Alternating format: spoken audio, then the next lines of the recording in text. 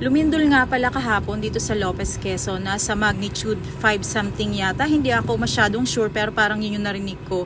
And then today sa GC nagchat si ma'am na sunduin na ulit yung mga bata. Yung pala naglindol ulit. Kaya eto ngayon papunta ako sa school para sunduin yung mga bata. Ako naman sa bahay ay walang naramdaman. Siguro dahil araw-araw ang pakiramdam ko ay nililindol. Hindi, charot lang. Hindi talaga, wala talaga ako naramdaman. Pero okay lang, at least hindi naman ganun kalakas na katulad sa ibang lugar yung mga nangyaring lindol na sobrang lakas talaga.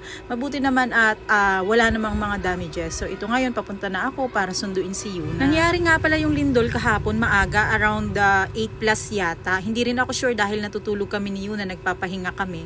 At saka masakit yung tiyan ni Yuna kahapon kaya hindi rin siya nakapasok ng umaga. At etong nga aftershock ay nangyari mga alas 3 na siguro ng hapon. Hindi ko man din alam ang room. Si Jensen, baby. Si Jensen. Doon ang room? Naramdaman mo ba yung lindol?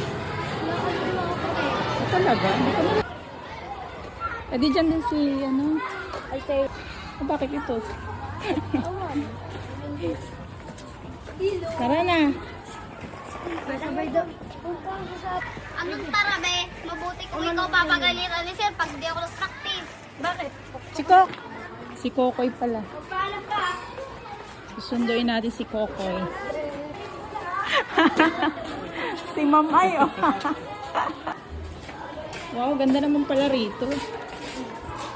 Ito pala yung bagong gawa. Daming malunggay, oh. Ay, bakit? Ganyan. Pwede ba mag-harvest ng malunggay dito? Saan? Saan? Hindi. Hi! Pinawisan ako eh. Sundo-sundo sa mga bata. Ang dadaan. Oh! Pati! Alam mo na nga susundo ako. Sumunod ka pa pala. Sino susunduin mo? Ay, dito doon. Nag-chat nga si mama yun. Ganda ng flowers. Tara ko, yung payong ka ba? Maglola ay.